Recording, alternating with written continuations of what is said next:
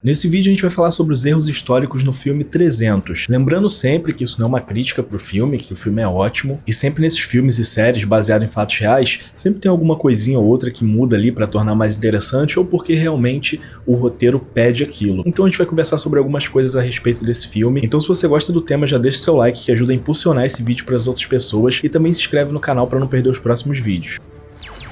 300 foi lançado em 2007, foi dirigido e co-roteirizado pelo Zack Snyder, que já é bem conhecido aí, acabou virando um blockbuster e tem muita coisa interessante sobre esse filme. O diretor Zack Snyder afirmou que os eventos no filme estão corretos em 90% e admitiu que alguns pontos ali não foram fiéis aos fatos históricos por diversas razões. Os historiadores dizem que tanto os quadrinhos quanto o filme estão corretos em todos os eventos ali, mas que alguns detalhes passam longe da realidade. Durante o período clássico, a resistência dos gregos contra os persas ficou registrada em obras clássicas, produzidas pelo dramaturgo Ésquilo e o historiador Heródoto. Nas chamadas Guerras Médicas, temos um curioso relato que mostra como os gregos conseguiram vencer o imenso exército persa. Apesar de fornecer ali ricas informações sobre a cultura espartana e o conflito contra os persas, essa produção artística é focada num esquema bem filme de ação ali, blockbuster, que é justamente para atrair a atenção do grande público. Mas, com tudo isso, vamos ver quais são os elementos que passam batidos numa produção tão gigante assim. Vamos começar falando do treinamento. Em 300, os meninos são largados ali para provarem serem um guerreiro espartano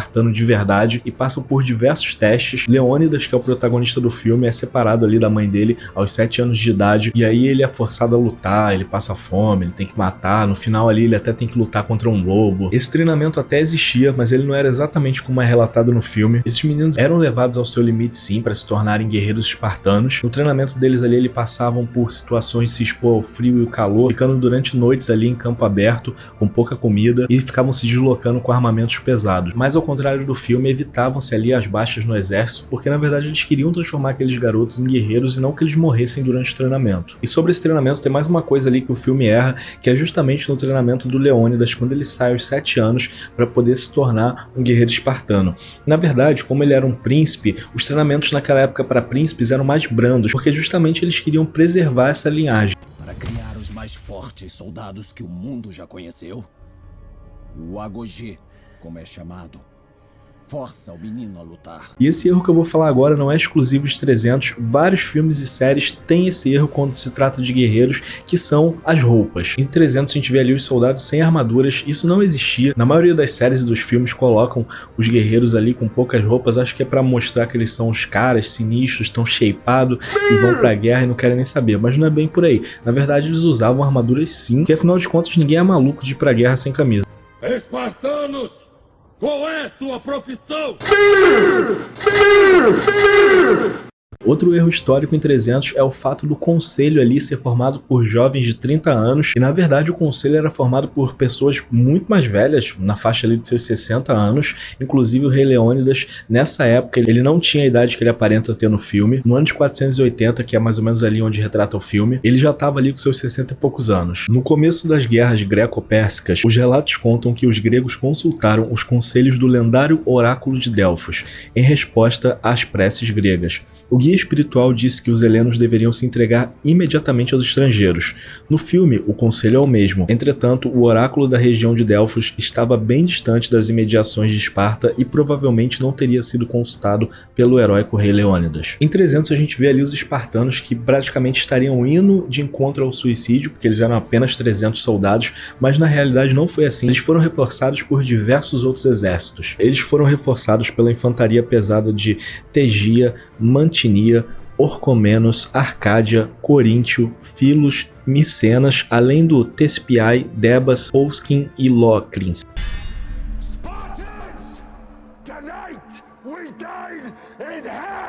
Agora uma coisa que ficou bem caricata e nada a ver ali foi o rei Xerxes. Ele não era daquele jeito, interpretado pelo grande Rodrigo Santoro, nosso ator aí sensacional. É muito bom quando a gente vê um ator do nosso país sendo reconhecido e fazendo obras incríveis. A apresentação de Xerxes ali, de cabeça raspada e sem barba, não corresponde à estética de um persa naquela época. Ele tá mais parecido ali com um rei africano do que com um persa. Além disso, naquela época os reis não tiravam todos os pelos do corpo, pelo contrário, eles eram conhecidos por terem bigode bigodes e barba, e caso a natureza não colaborasse nesse ponto, eles usavam perucas e barbas e bigodes postiços. Outro erro, e esse tem a ver com uma cena clássica do filme, que foi o encontro entre o Xerxes e o Leônidas. Esse encontro historicamente não ocorreu. A história diz que Xerxes enviou um mensageiro dizendo para o Leônidas se render, mas como ele não se rendeu, a batalha ocorreu, e essa batalha realmente ocorreu de verdade. E esse realmente é um erro meio bizarro, né? Porque afinal de contas, um rei não vai até o outro quando eles estão quase em guerra para poder tentar resolver as coisas. Eles sempre mandam um mensageiro.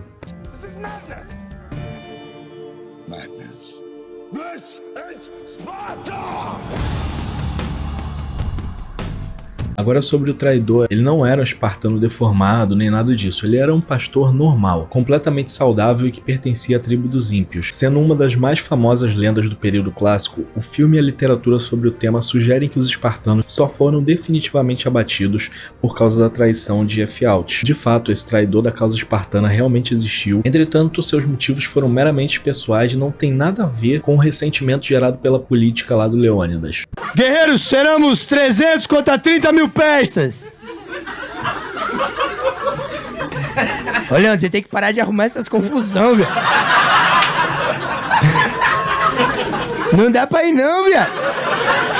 No filme mostra Artemisia ali sendo abusada pelos gregos e depois salva por um persa, e aí sendo treinada por eles. Aquilo ali também não existiu. Ela foi conselheira do imperador Xerxes. Um de seus conselhos poderia ter dado a vitória aos persas, onde ela aconselhou Xerxes a levar apenas alguns barcos em Saladina e não todos, e liderou 5 barcos na batalha de Saladina. Sua bravura e inteligência se destacaram tanto que Xerxes falou a mítica frase: "Meus homens se tornaram mulheres e minhas mulheres se tornaram homens". Então é isso, se você gostou do vídeo, não se esquece de se inscrever e deixar aquele like. Eu sempre trago vídeo aqui sobre filme, série, com curiosidades, análises, teorias e muito mais. Espero que com esse vídeo você tenha conhecido um pouco mais da história por trás do filme. Eu sempre gosto de trazer esse tipo de conteúdo aqui no canal, então ativa as notificações clicando no sininho para não perder os próximos vídeos, para poder ficar por dentro do que rola mais a fundo com os filmes e séries que a gente adora. Beleza? Então é isso e a gente se vê até o próximo vídeo.